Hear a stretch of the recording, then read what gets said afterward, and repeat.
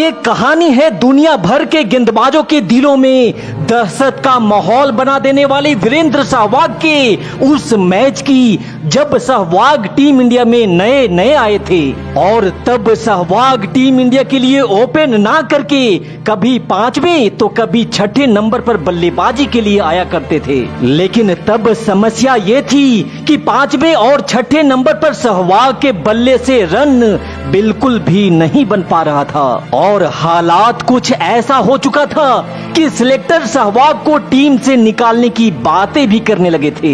उस समय सहवाग को क्या क्या नहीं सुनना पड़ा। ये टीम के लिए बोझ है, ये कोई काम का नहीं है, इसे टीम से बाहर निकालो। तब लोगों की इन सब बातों को सुनकर सहवाग का दिल बड़ा उदास था और वो मैदान के एक कोने में बैठकर उदास मन से ये सोच रहे थे कि पता नहीं अब हमें अगले मैच में मौका मिलेगा भी या नहीं। सहवाग का मन इसी बात का चिंतन कर ही रहा था कि तभी दादा सौरभ गांगुली की नजर सहवाग पर पड़ती है। वो सहवाग के पास गए और पूछा कि बीरू तेरा मन इतना उदास क्यों है। सहवाग ने कहा कि दादा हालात तो आपको पता ही है, बल्ले से रन आ नहीं रहा, ऊपर से लोगों के ताने। दादा सौरभ गांगुली ने सहवाग का हौसला बढ़ाते हुए कहा कि टेंशन छोड़ और सोच आगे क्या करना है। मैंने तुम्हारा खेल और टेक्निक देखा है और मुझे लगता है कि तू ओपन करेगा तो शायद कुछ अच्छा कर पाएगा। सहवाग ने कहा पर दादा ओपन तो आप और सचिन पाजी करते हैं, फिर मैं कैसे। दादा ने कहा अरे पागल, मैं नंबर 3 पर खेल लूंगा, इसमें क्या, जा ओपन की तैयारी में लग जा। दादा के इस हौसले ने मानो सहवाग के अंदर एक नई ऊर्जा भर दी थी और वो पूरे आत्मविश्वास के साथ अगले मैच की तैयारी में लग जाते हैं। भारत का ये मैच न्यूजीलैंड के साथ होने वाला था, लेकिन इस मैच से ठीक पहले भारतीय टीम के लिए एक बुरी खबर आती है। सचिन तेंदुलकर की अचानक तबीयत खराब होने की वजह से वो ये मैच नहीं खेलने वाले थे। तब सचिन की गैर मौजूदगी में भारतीय टीम को न्यूजीलैंड के सामने काफी कमजोर टीम भी माना जा रहा था। ये मैच शुरू होता है जहां न्यूजीलैंड की पहले बल्लेबाजी आती है और न्यूजीलैंड ने नाथन एस्टल के 108 रनों की शानदार तूफानी पारी के बदौलत निर्धारित 50 ओवर में 265 रनों का एक बेहतरीन टारगेट भारत के सामने रख दिया। न्यूजीलैंड का ये टारगेट आज भले ही आपको सुनने में कम लगे,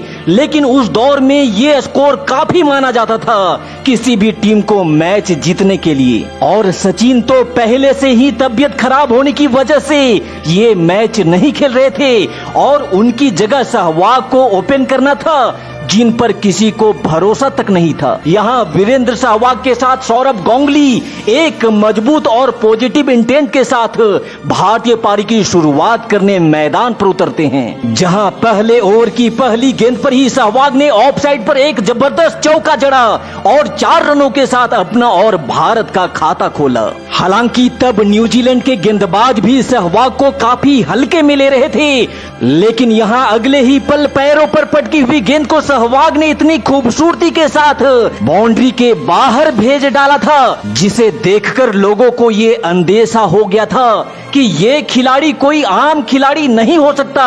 जो लोग सहवाग को टीम पे बोझ समझ करके ताना मार रहे थे, आज सहवाग उन सभी के मुंह को बंद कर देने वाले थे। यहाँ एक छोर से दादा ने टीम को संभालने की जिम्मेदारी ले ली थी, वहीं दूसरी छोर पे उन्होंने सहवाग को खुली छूट दे रखी थी, जिसका फायदा लेकर सहवाग न्यूजीलैंड के गेंदबाजों पर टूट पड़े थे और मैदान पे बाउंड्री की बरसात करना शुरू कर दिया था। तब सहवाग के इस आक्रामक खेल को देखकर न्यूजीलैंड के कप्तान स्टीफन फ्लेमिंग को बहुत जल्द ये समझ आ चुका था कि अगर हमें ये मैच जीतना है तो इस खिलाड़ी को शीघ्र ही आउट करना बेहद जरूरी हो गया था। और इसीलिए फ्लेमिंग ने अपने सबसे आक्रामक बॉलर डैनियल विक्टोरी को बॉलिंग अटैक पर बुलाया, लेकिन यहाँ सहवाग ने डैनियल की पहली गेंद पर एक और धमाकेदार चौका जड़ समस्त गेंदबाजों को ये संदेश दे दिया था कि तुम्हारे दिलों में खौफ पैदा करने के लिए मैदान पर दस्तक दे चुका है। यहाँ से सहवाग ने गांगुली के साथ मिलकर न्यूजीलैंड के गेंदबाजों पर कहर बरसाते हुए मात्र 10 ओवर में ही भारत के स्कोर को 70 रनों के पार पहुंचा दिया था। तब सहवाग को ये बात पता था कि अगर टीम में अपनी जगह को सुनिश्चित रखना है तो ऐरे गहरे गेंदबाजों को मार कर सुल्तान नहीं बना जा सकता। उस समय न्यूजीलैंड का इकलौता गेंदबाज डेनियल विटोरी ही था जो दुनिया भर के गेंदबाजों के नाक में दम करके रखा था। इसीलिए सहवाग ने फैसला किया कि अगर सुल्तान बनना है तो सबसे पहले डेनियल विटोरी का घमंड तोड़ना होगा। और इसी इरादे से सहवाग ने डेनियल विटोरी को रडार में लेकर एक ही ओवर में 4 चौके जड़ डाले। लेकिन रुको भाई, थोड़ा सब्र करो, क्योंकि यह विटोरी की ओवर की आखिरी गेंद तो अभी आनी बाकी थी, जिस पर सहवाग ने खड़े खड़े अपने बाजुओं को खोल गेंद को हवा में उठाकर जोरदार प्रहार किया।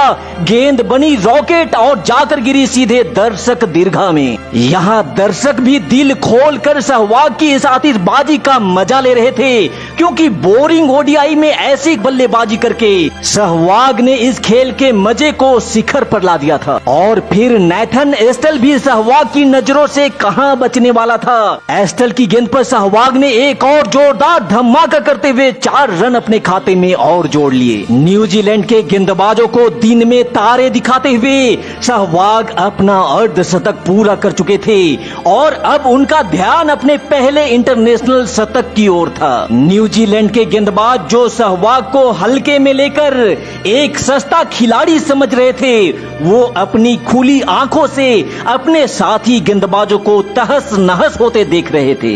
यहाँ सहवाग के विस्फोटक बल्लेबाजी का ना तो न्यूजीलैंड के गेंदबाजों के पास कोई जवाब था और ना ही फील्डरों के पास। अब तक 23 ओवर का खेल समाप्त हो चुका था और भारत ने बगैर कोई विकेट खोए 143 रन बोर्ड पर लगा दिए थे। लेकिन तभी 24वें ओवर की पहली गेंद पर ही गांगुली 64 रनों की पारी खेल आउट हो जाते हैं और उसकी अगली गेंद पर बीबीएस लक्ष्मण भी बिना खाता खोले ही पवेलियन वापस लौट जाते हैं। लेकिन तब सहवाग ने मानो पूरे भारत से ये कह दिया था कि जब तक मैं क्रीज पर हूँ आप सब बिंदास रहो। और फिर देखते ही देखते सहवाग ने मात्र 70 बॉल पे ही अपने जीवन का पहला इंटरनेशनल शतक जड़ डाला था।